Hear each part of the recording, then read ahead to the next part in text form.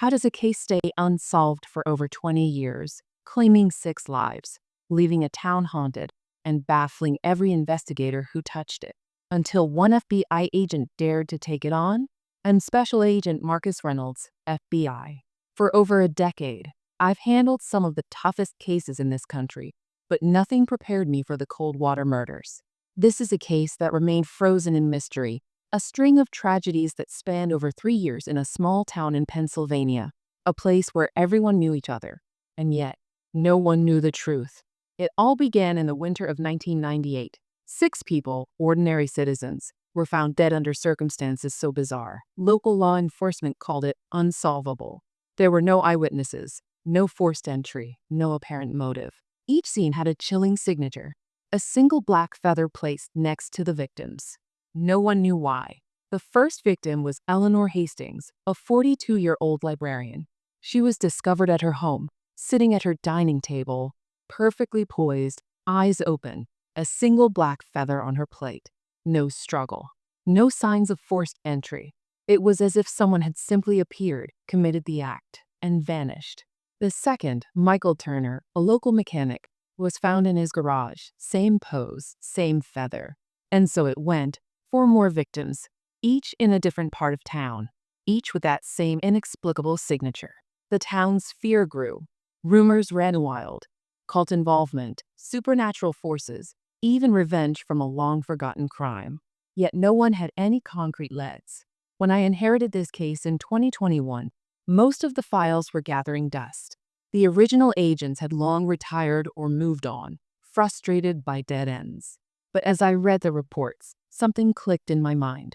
I noticed a subtle detail everyone had missed: the orientation of the feathers. Each feather wasn't placed randomly. They pointed in a direction, almost like a map or a trail. I began by revisiting each crime scene, analyzing photographs and reports in extreme detail. I applied a technique we call forensic trajectory mapping, rarely used outside of specialized units. Essentially, it's a method of reconstructing an event's spatial and temporal sequence using the smallest environmental cues. In this case, the feathers were our breadcrumbs. After weeks of meticulous reconstruction, a pattern emerged. The feathers pointed from each previous crime scene toward an abandoned textile mill on the outskirts of town. I drove out there alone, cautious, my heart pounding. The mill was deserted, decaying, the windows shattered, the metal rusted. Yet inside, I found remnants of recent activity: footprints, faint tire tracks, and a series of makeshift sleeping areas. Someone had been living there, hidden, orchestrating these murders for over 2 decades. Then, I found the clue that broke the case wide open: a journal, carefully preserved. It belonged to Gregory Lorne, a man who had once been a respected history teacher in Coldwater. His writings were a twisted chronicle of obsession. Gregory believed the town had forgotten the lessons of history, and that the deaths were a form of ritual cleansing, a way to remind the living of their own mortality. Gregory's method was as meticulous as it was terrifying. He selected victims who had no known connection to each other, ensuring that the deaths seemed random. He used a rare neurotoxin derived from common household plants, which induced a heart attack-like condition. The feather? His symbolic signature, a metaphor for life and death in his delusional worldview.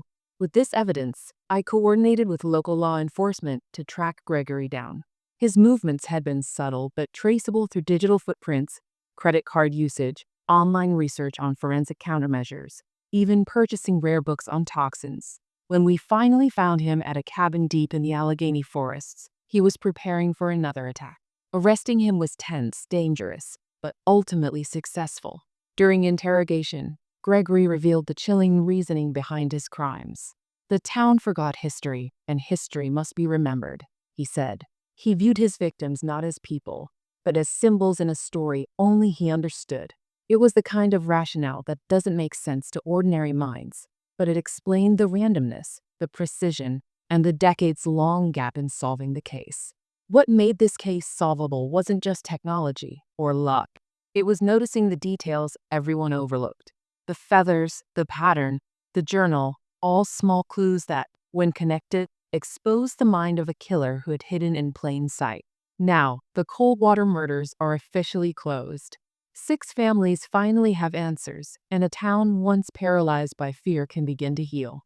For me, it's a reminder of why I do this job. Every case, no matter how cold or complex, has a story that can be uncovered. Sometimes, it just takes patience, a new perspective, and the willingness to see what others missed. This case taught me something fundamental. Evil often hides in the details, and the truth is always waiting to be discovered. So, the next time you think a mystery is unsolvable, remember the Coldwater Murders. Because sometimes, the answers are hidden in the shadows, waiting for the right person to shine a light.